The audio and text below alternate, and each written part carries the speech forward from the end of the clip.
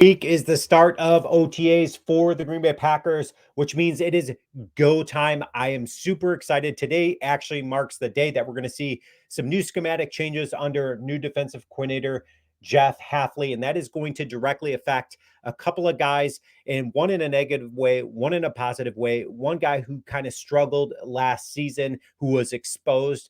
I think we're going to see a big jump forward.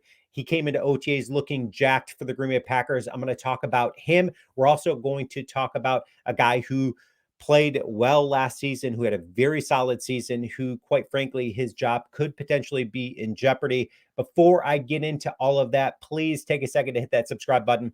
Okay, so let's get into it. The Green Bay Packers want their entire defensive line, including tackles, which we will be talking about in today's video, to penetrate into the backfield, which is something we're not used to seeing under defensive coordinator Joe Barry. He was asking guys, quite frankly, to play out of assignment. He was having guys stay on their blocks and asking them to shed those blocks and make some tackles, which then exposed our run defense because these guys were undersized. So under new defensive coordinator Jeff Hafley, I don't think we're going to see that.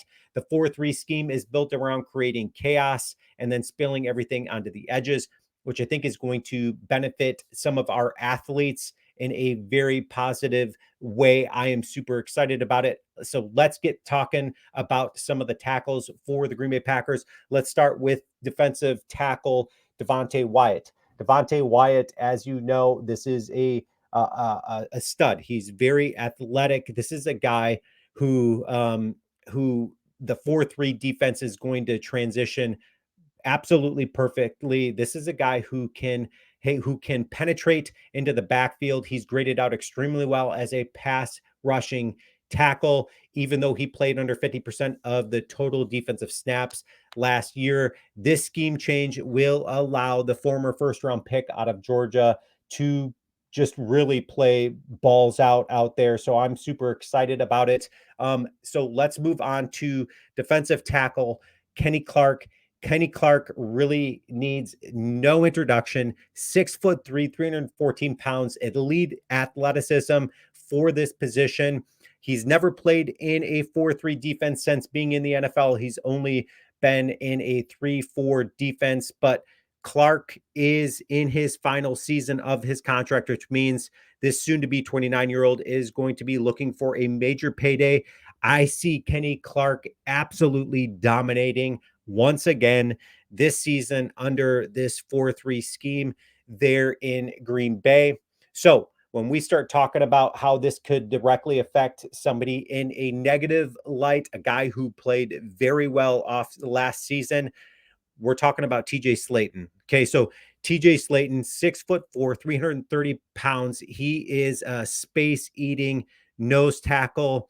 But when we start talking about his productivity, especially moving into the backfield, he's only generated 1 sack and 4 tackles for losses in his 3 years in Green Bay. So again, when you start comparing that to Devonte Wyatt, who had 5.5 sacks and 6 tackles for losses and just 552 snaps, that is a big difference. That Slayton could be one of those guys who we could see under this 4-3 scheme when he's asked to penetrate into the backfield, something he's not used to doing. He's used to just really holding on to those. I mean, in a Joe Barry system, it worked fantastic. Slayton, you saw the productivity out of him last season and his run stopping abilities. I just don't see, that translating too well here under Jeff Hafley's system. So I think TJ Slayton could potentially be one of those guys who we start taking a look at as being, struggling in this system. Okay, so let's move on. Let's talk about Carl Brooks. Carl Brooks, second year, 6th round pick, had a great season for a late day 3 selection last season. Not only did he displace Colby Wooden, a rookie 4th round pick on the depth chart, after that Atlanta Falcons game where everything was really exposed. So that Atlanta Falcons game, exposed a lot on our defensive front. But he recorded 4 sacks and 6 tackles for losses while just playing 380 defensive snaps, which is 34%.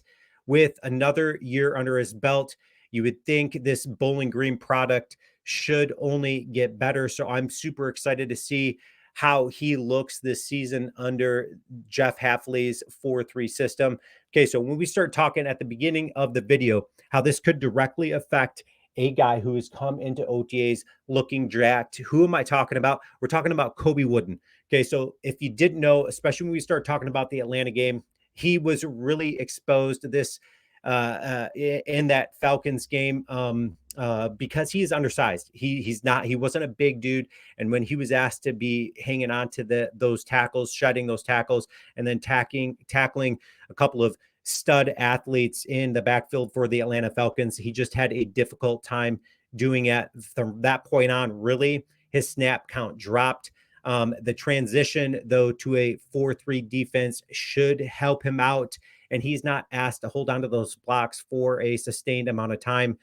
So he said that he put on some good weight, and he looked like he put on some good weight. So I am super excited to see how Colby Wooden is going to look under Jeff Hafley's system. Okay, so I think that pretty much sums up our tackles right there. But then you've got a guy. So if you start pushing out a guy like TJ Slayton, who would his job be in jeopardy of losing? You start taking a look at a guy like Jonathan Ford, a guy who's been productive when called upon.